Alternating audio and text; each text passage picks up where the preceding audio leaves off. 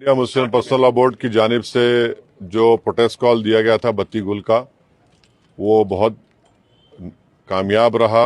गैर मामूली उसका स्पॉन्टेनियस रिएक्शन रहा और ख़ास तौर से तेलंगाना, हैदराबाद और कर्नाटका से जो अभी तक हमारे पास रिपोर्ट्स आ रहे हैं, पूरे लोगों ने बिला लिहाज मज़हब मिल्लत इसका साथ दिया है। मैं उनका शुक्रिया अदा करता हूं।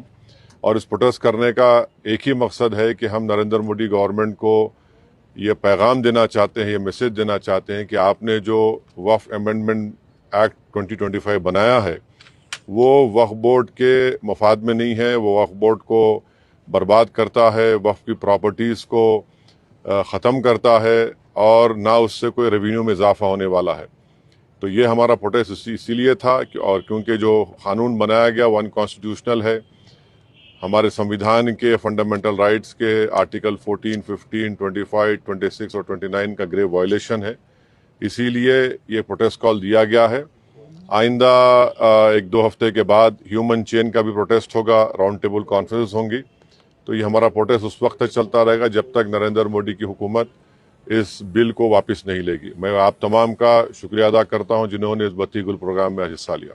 ये देखिए, ये स्पॉन्टेनियसली जनता ने 15 मिनट के लिए अपने घर की लाइट को बंद किया, अपने कमर्शियल एस्टेब्लिशमेंट्स को की लाइट को बंद किया और एक मैसेज हम देना चाह रहे हैं प्रधानमंत्री नरेंद्र मोदी को कि आपने जो कानून बनाया वो अनकॉन्स्टिट्यूशनल है, वो ब्लैक लॉ है, वो वक्फ प्रॉपर्टीज़ को बचाने के लिए नहीं, वक्फ प्रॉपर्टीज़ को बर्बाद करने के लिए। और एक ऐसा एक्ट आपने बनाया जो भारत के मुसलमानों की मस्जिदों को, कब्रस्तानों को, वक्फ की प्रॉपर्टीज़ को उनसे छीनने का एक एक्ट बनाया आपने। नहीं देखिए, जहाँ तक पहलगाम में जो हुआ है उसको तो हम आउटराइटली कंडेम कर रहे हैं और करते रहेंगे।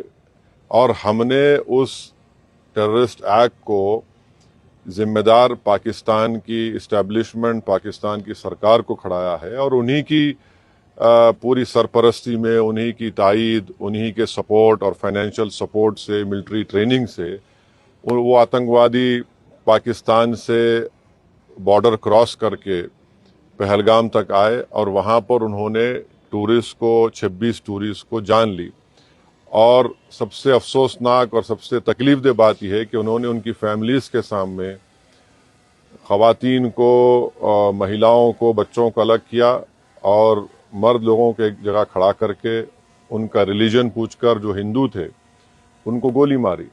तो वो तो कंडेमनेबल है, उस पर कोई डिस्कशन होने की ज़रूरत भी नहीं है। जहाँ तक हमारा ये प्रोटेस्ट है इस कानून के ख़िलाफ़, वो तो एक ऑनगोइंग प्रोटेस्ट था। और आपको मालूम होगा कि all India Muslim personal law board ने उस टेररिस्ट एक्ट को कंडेम किया और क़रीब 3 दिन तक हमने अपने प्रोटेस्ट को रोक के रखा।